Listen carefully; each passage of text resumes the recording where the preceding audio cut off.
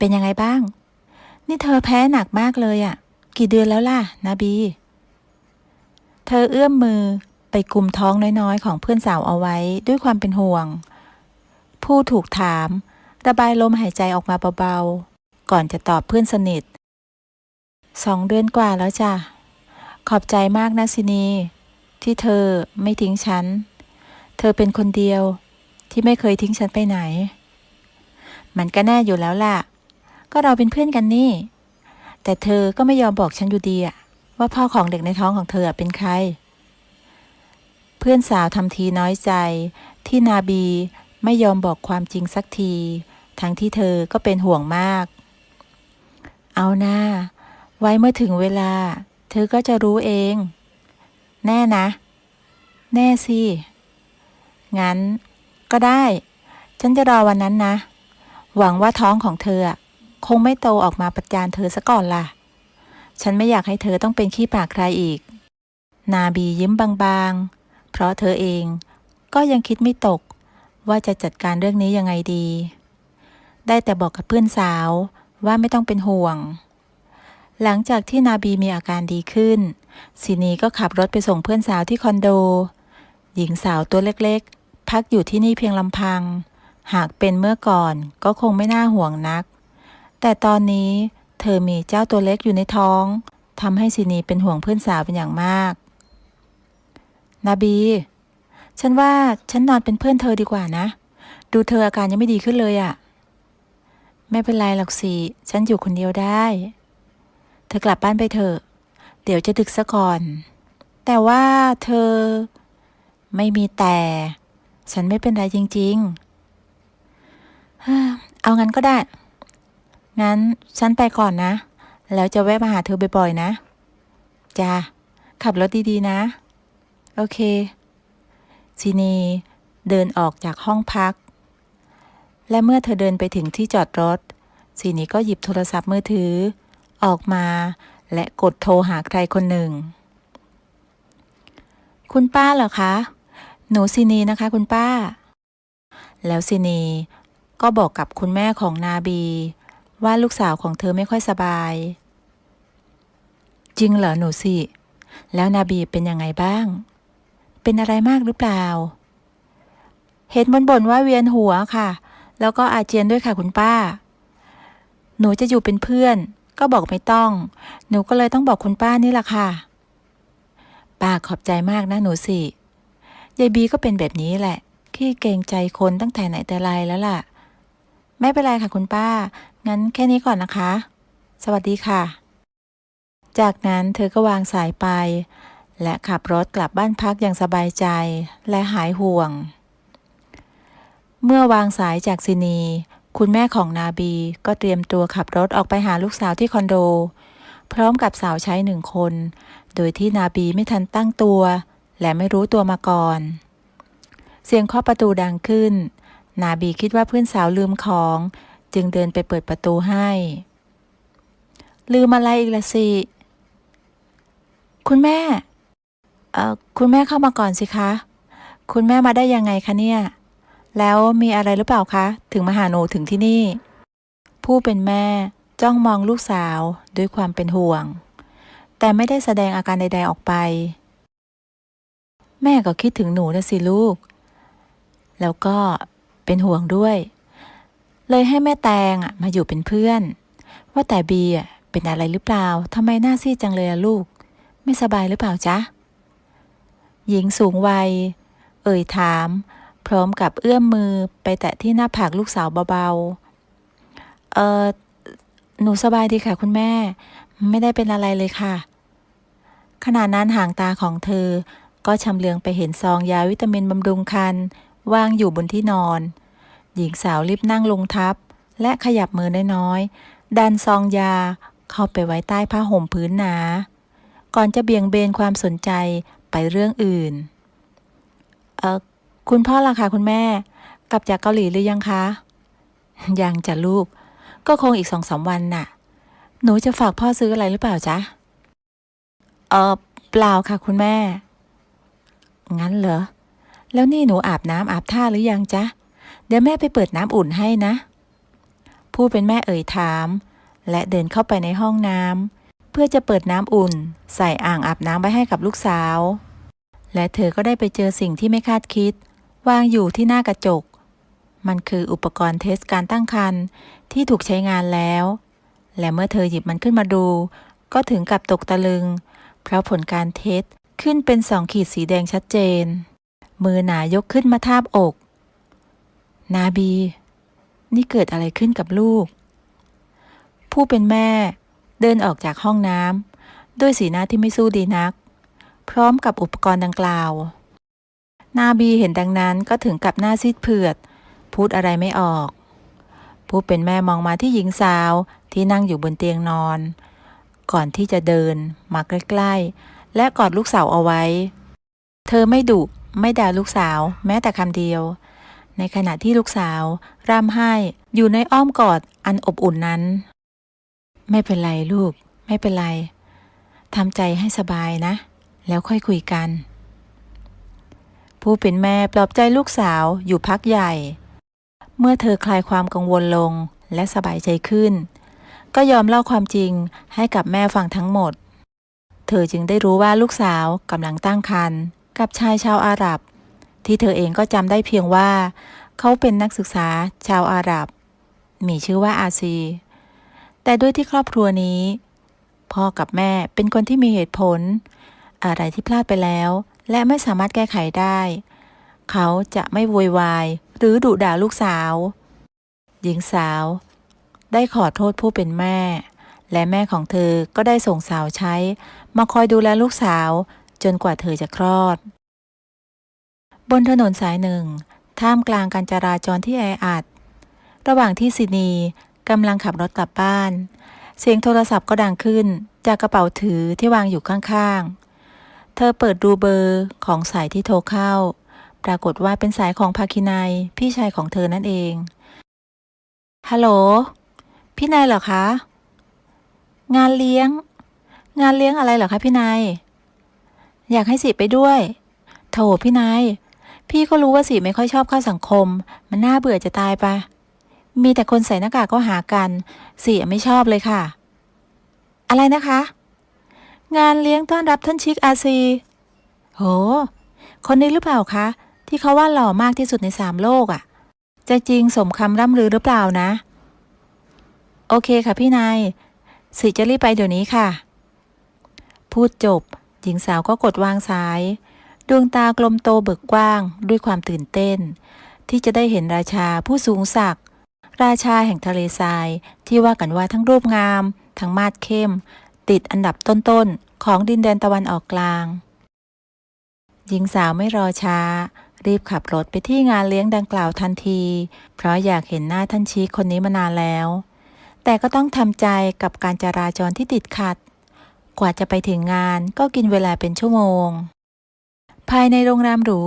ซึ่งเป็นสถานที่จัดงานถูกตกแต่งด้วยดอกไม้ไทยที่ชิคหนุ่มโปรดปรานส่งกลิ่นหอมตลบอบอวลไปทั่วงานนี้เป็นการเลี้ยงฉลองแบบส่วนพระองค์เฉพาะมิตรสหายคนสนิทเท่านั้นและหนึ่งในสหายคนสนิทของชิคหนุ่มก็คือภาคินัยพี่ชายของซินีนั่นเองเขาเคยศึกษามาด้วยกันที่ประเทศอังกฤษมาหลายปีและเพิ่งเรียนจบมาไม่นานหญิงสาวเดินเข้าไปภายในงานแต่ถูกเจ้าหน้าที่กันตัวออกมาเพราะเธอไม่มีบัตรเชิญภาคินัยที่ยืนอยู่ภายในงานเห็นเข้าพอดีจึงขออนุญาตเจ้าหน้าที่ได้พาซินีเข้าไปในงานเขาพาน้องสาวคนสวยไปพบกับท่านชิคสหายรักผู้สูงศักดิ์ของเขาแต่ท่านชิคกำลังเพลิดเพลินกับการแสดงเต้นระบำหน้าท้องอยู่ซึ่งงานนี้ภาคินัยเป็นคนจัดหามาให้กับชิคหนุ่มได้รับชมเพราะเขาชื่นชอบการแสดงระบำหน้าท้องเป็นอย่างมากและยิ่งเป็นสาวไทยด้วยมันยิ่งดูท้าทายความสามารถของพวกเธอและผู้ชมก็ยิ่งอยากเห็นท่าเต้นที่เร้าใจโชว์ส่วนเว้าส่วนโค้งไปกับจังหวะของทับด้าใครได้ชมก็ต้องไม่กระพริบตา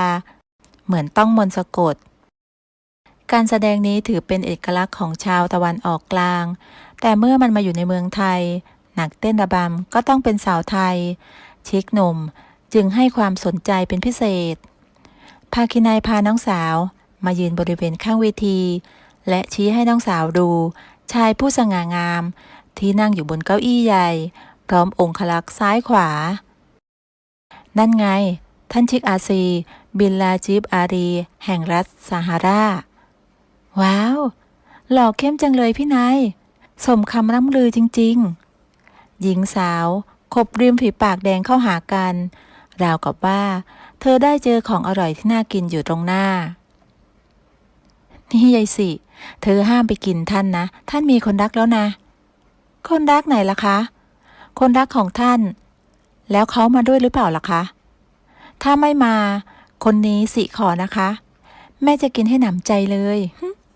ซีนีถูกตาต้องใจชายอาหรับผู้สูงศักดิ์คนนี้เป็นอย่างมากด้านพี่ชายเขาก็รู้จักชิกอาซีเป็นอย่างดีเขาไม่วอกแวกเรื่องผู้หญิงหากว่ามีคนรักอยู่แล้วไม่มีทางที่เขาจะแลหญิงอื่นพี่ชายจึงปล่อยให้น้องสาวเจอกับตัวเองเดี๋ยวเธอก็รู้ชายหนุ่มหัวเราะในลำคอและบอกให้น้องสาวรอก่อนเพราะยังไม่อยากเข้าไปรบกวนระหว่างที่ท่านชิกกำลังชมการแสดงอยู่รอจนกว่าการแสดงจะจบลงภาคินัยจึงพาน้องสาวไปแนะนำให้กับท่านชิกได้รู้จักท่านชิกครับนี่ซีนีน้องสาวผมเองครับชิกหนุ่มหันมาสบตาเล็กน้อยก่อนที่จะหันไปปรบมือดังๆให้กับการแสดงที่เพิ่งจบลงเหล่าสาวงามโค้งตัวลงคำนับเพื่อทำความเคารพแก่ผู้ชมที่สูงศักดิ์ก่อนที่ม่านแดงจะปิดลงชิกหนุ่มจึงหันมาหาภาคินัยอีกครั้งว่าไงภาคินัยเจ้าว่าหญิงนางนี้คือน้องสาวของเจ้างั้นเหรอสายตาชิกหนุ่มจ้องมองไปยังหญิงสาวตรงหน้าใบหน้างามแก้มแดงระเรื่อเธอทั้งตื่นเต้นทั้งดีใจที่ได้เห็นหน้าชิกหนุ่มผู้สูงศักดิ์และสง่างามเธอยกมือไหว้คนอะไรทั้งหล่อทั้งเข้มจมูกโด่งเป็นสัน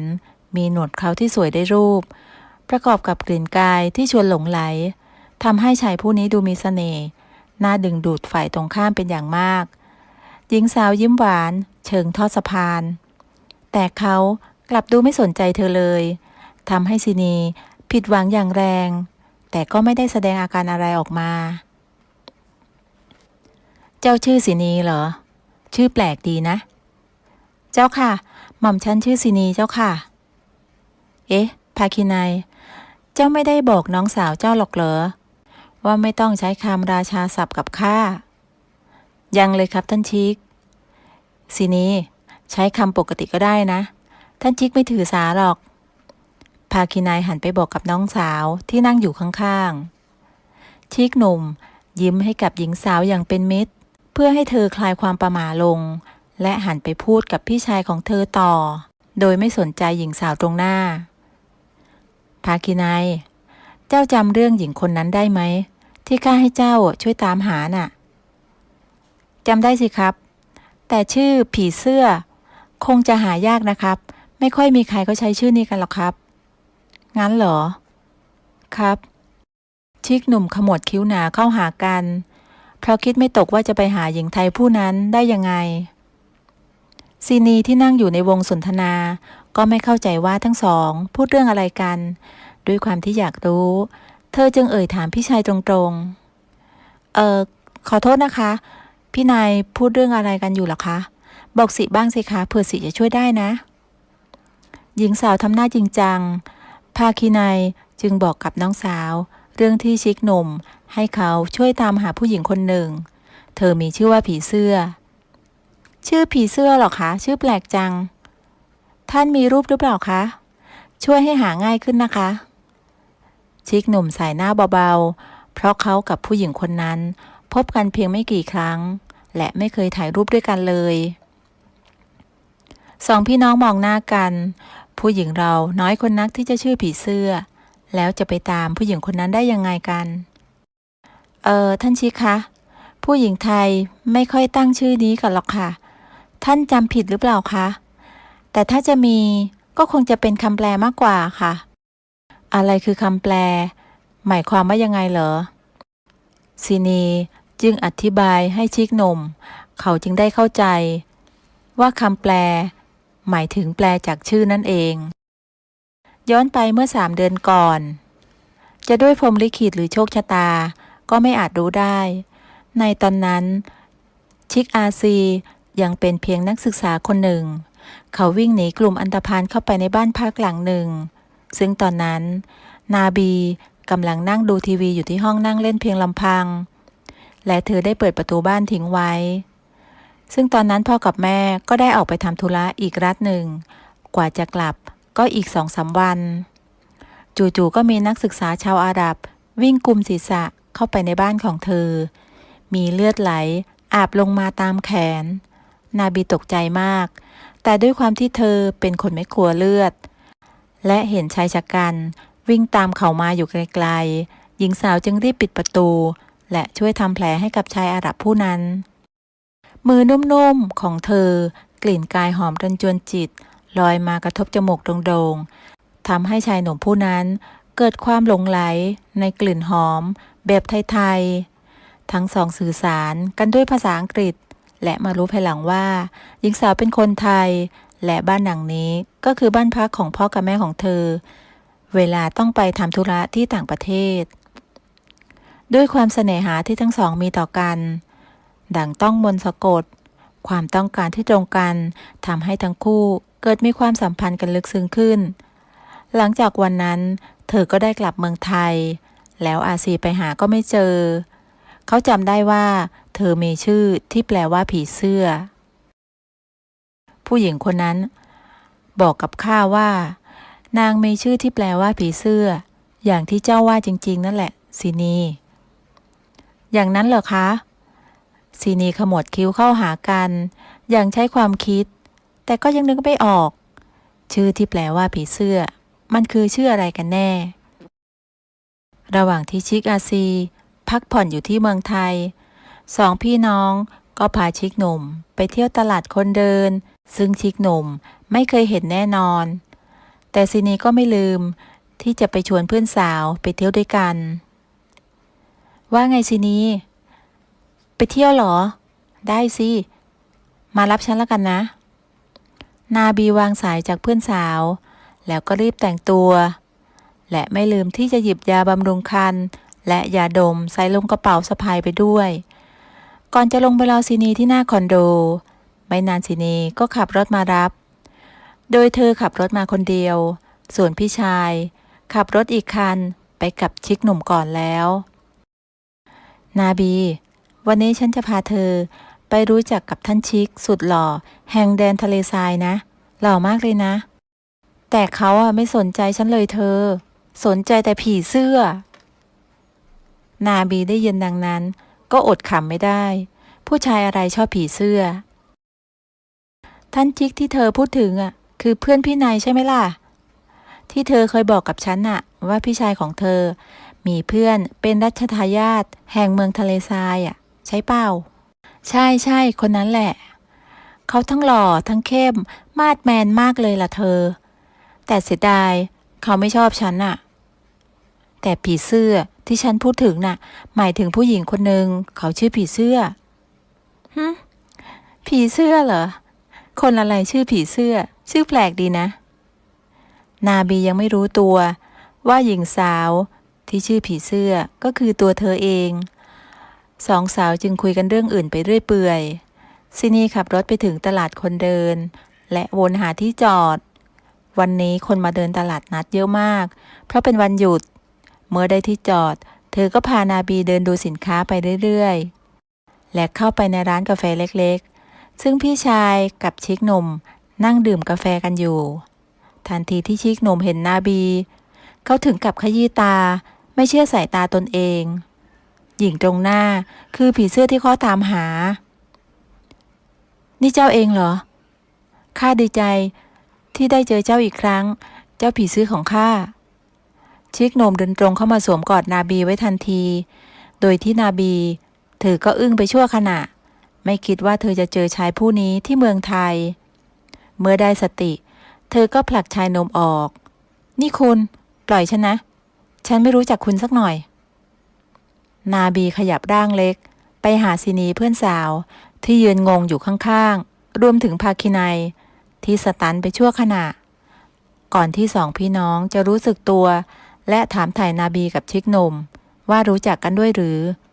นาบีปฏิเสธเพราะเธอรู้ตัวว่าเธอคงไม่เหมาะที่จะเป็นคนรักของราชาผู้ยิ่งใหญ่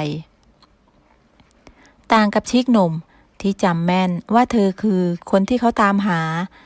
และเขาจะพาเธอไปเข้าพิธีอภิเษกเพื่อจะได้มีรัชทายาทสืบทอดราชบัลลังก์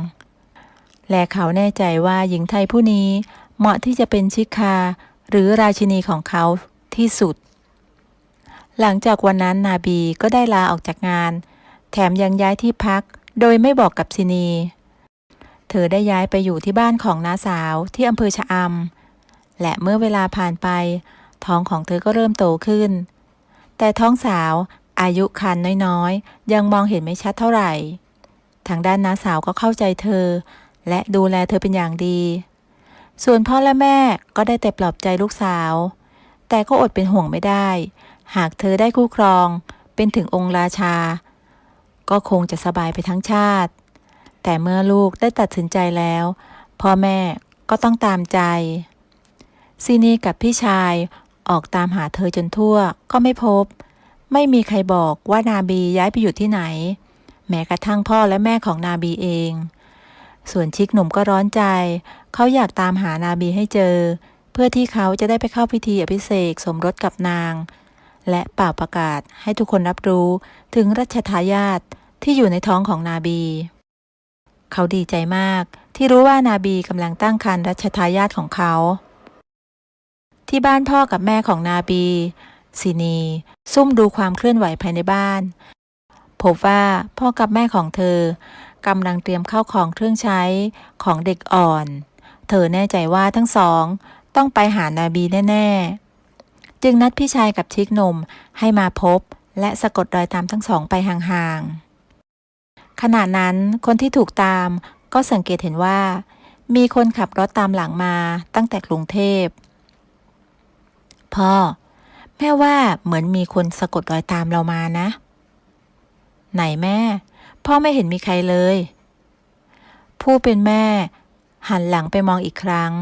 ก็ไม่พบรถคันดังกล่าวแล้วเพราะภาคินัยขับหลบเข้าไปเปลี่ยนรถภายในเต็นท์แห่งหนึ่งก่อนจะขับรถเก๋งเก่าๆตามหลังทั้งสองต่อโดยที่ทั้งคู่ไม่รู้ตัวจนทั้งสองขับรถไปถึงบ้านที่นาบีพักอาศัยอยู่รถเก๋งเก่าๆจอดแอบอยู่ข้างทางคนบนรถลงจากรถแล้วไปซุ่มดูบ้านหลังดังกล่าวก็เป็นไปตามที่คาดนาบีได้หนีมาอยู่ที่นี่จริงๆคุณพ่อคุณแม่สวัสดีค่ะขนอะไรมาเยอะแยะคะเนี่ยก็ของใช้เด็กอ่อนไงล่ะลูกอยู่ที่นี่ห่างไกลความเจริญห้างร้านก็ไม่มีพ่อกับแม่ก็เลยไปซื้อมาไว้ให้ลูกอะจ้ะอีกไม่นานก็จะได้ใช้แล้วขอบคุณค่ะคุณแม่เข้าไปในบ้านก่อนสิคะน้าพลอยกำลังเตรียมอาหารเย็นอยู่พอดีเลยนาบีพาพ่อกับแม่เข้าไปในบ้านไม้2 ชั้นตั้งอยู่ติดทะเลด้านหลังติดภูเขาอยู่ห่างไกลผู้คนแต่ยังมีไฟฟ้าและน้ำประปาเข้าถึงเนื่องจากเป็นเมืองท่องเที่ยวนาบีจึงไม่ลำบากมากนักหลังจากรับประทานอาหารเย็นเสร็จพ่อลูกก็นั่งคุยกันอยู่ที่ระเบียงท่ามกลางเสียงคลื่นเบาๆและแสงดาวระยิบระยับยามค่ำคืนผู้เป็นพ่อรักและเป็นห่วงลูกสาวเป็นอย่างมากไม่อยากให้เธอต้องลำบากและเป็นขี้ปากของชาวบ้านอยู่แบบนี้จึงพูดกับลูกสาวตรงๆไม่อ้อมค้อมนาบีลูกตัดสินใจดีแล้วเหรอว่าจะไม่ไปพบกับท่านอาซีน่ะยังไงเด็กในท้องของลูกก็เป็นถึงรัชทายาทเลยนะลูกหากลูกได้แต่งงานได้เป็นราชินีแห่งชิกไม่ใช่เพียงแต่ลูกจะสุขสบายนะ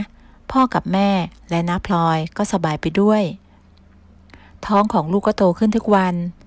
อีกอย่างก็เพื่ออนาคตของลูกกับหลานของพ่อนะลูกลองคิดดูใหม่นะ นาบีเองก็อยากให้พ่อกับแม่สบายแต่เธอกลัวเหลือเกินกับการที่ต้องจากบ้านเมืองไปอยู่ที่เมืองอื่นที่เธอไม่คุ้นเคยไม่รู้จักใครเลยไม่รู้ไปแล้วคนที่นั่นจะต้อนรับเธอดีไหมคิดไปต่างๆนานาแต่ในใจนั้นก็รักท่านชีกหนุ่มตั้งแต่แรกเจอตั้งแต่ที่เธอไม่รู้ด้วยซ้ำว่าเขาเป็นถึงรัชทายาทของพระราชาแล้วเธอจะตัดสินใจอย่างไรดีเล่าหญิงสาวนอนคิดทั้งคืนเช้าวันรุ่งขึ้นเธอก็ออกไปเดินออกกำลังกายริมชายหาดรับวิตามินดีจากแสงแดดอ่อนๆยามเช้าเท้าบางๆเดินเหยียบย่ำไปบนผืนทรายละเอียดทำให้เธอหยุดอยู่กับที่ทรายที่เธอเหยียบลงไปนั้นมันจะเหมือนกับทรายที่เมืองของชิคหนุ่มคนนั้นหรือเปล่านะเธอคิดไปเรื่อยเปื่อยทันใดนั้นก็มีเสียงตอบกลับราวกับว่ารู้ว่าเธอกำลังคิดอะไรอยู่ผืนทรายที่บ้านของข้านุ่มละเอียดกว่านี้เยอะและมันยังรอให้เจ้าไปสัมผัสอยู่นะผีเสื้อของข้าท่านชิคนี่ท่านมาได้ยังไงกันพ่อกับแม่ของเจ้าเป็นคนบอกข้าเองหญิงสาวหันไปที่บ้านซึ่งอยู่ไม่ห่างเห็นพ่อและแม่ยืนยิ้มและพยักหน้าให้กับลูกสาวเบาๆอย่างเข้าใจพ่อแม่ใช่พ่อกับแม่ของเจ้ายกเจ้าให้กับข้าแล้วนะต่อไปนี้ข้าจะดูแลเจ้ากับลูกเองลูกของข้าจะต้องเป็นรัชทายาทคนต่อไปดีใจด้วยนะนาบีเธอจะได้สบายสักทีซีนีเดินมาโอบกอดเพื่อนสาวด้วยความดีใจที่เห็นเพื่อนมีความสุขเธออย่าวิ่งหนีหัวใจตัวเองอีกเลยนะฝากเพื่อนฉันด้วยนะคะท่านชิคอาซีนีเอ่ยกับชิคหนุ่มก่อนจะหันหลังเดินจากไปอย่างมีความสุขชิคหนุ่มเข้าไปโอบกอดนาบีเอาไว้ข้ารักเจ้านะนาบีเจ้าผีเสื้อน้อยของข้าตกลงแต่งงานกับข้านะชิคหนุ่มก้มหน้าลงไปชนกับหน้าคนตัวเล็กเพื่อรอคำตอบสายตาคมกริบจ้องลึกลงไปในดวงตาสีดำคลับที่อยู่ในอาการหวาดหวั่นทั้งอายผู้คนที่เดินออกกำลังกายยามเช้าริมชายหาดจึงรีบตอบตกลงเพื่อจะได้หลุดจากอ้อมแขนใหญ่นั้นก็ได้ค่ะตกลงก็ได้ปล่อยฉันก่อนสิคะยังข้าจะไม่ปล่อยเจ้าอีกแล้วผีเสื้อแสนสวยของข้าจากนั้นแขนใหญ่ก็ตวัดคนตัวเล็กขึ้นมาสู่วงแขนและอุ้มเธอไปที่รถที่จอดอยู่ข้างบ้านพักแม้หญิงสาวจะดิ้นเขาก็ไม่ยอมปล่อยนี่ท่านปล่อยข้านะข้าไม่ปล่อยชิคหนุ่มพูดไปก็หัวเราะไปอย่างมีความสุขที่ได้เอาชนะแม่สาวน้อยของเขาได้เสียทีในที่สุดนาบีก็ได้ตัดสินใจยอมแต่งงานกับชายที่เธอเองก็รู้จักเพียงผิวเผินแต่เหมือนคุ้นเคยมานานแสนนานคนนี้ทั้งสองได้จัดงานแต่งงานเล็กๆขึ้นเพื่อเป็นพิธีตามประเพณีของไทยก่อนที่ชิคหนุ่มจะพาตัวชิคาของเขาไปเข้าพิธีอภิเษกสมรสที่บ้านเมืองของตนอีกครั้งหญิงสาวไม่อยากจากพ่อกับแม่และเมืองไทยไปเลยเธอกอดแม่แล้วร่ำไห้แต่ในที่สุดเธอก็ต้องไปเพื่อทำหน้าที่ชิคาและแม่ของลูกในท้องที่กำลังจะเกิดมา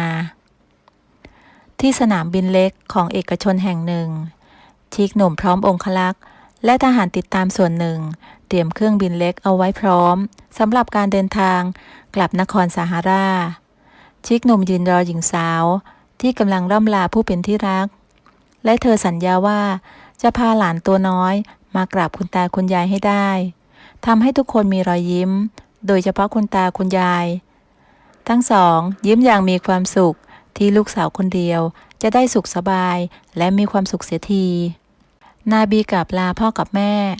และลาซินีเพื่อนสาวรวมถึงญาติพี่น้องที่มาส่งขึ้นเครื่องบินส่วนตัวค่อยๆยกตัวขึ้นสูง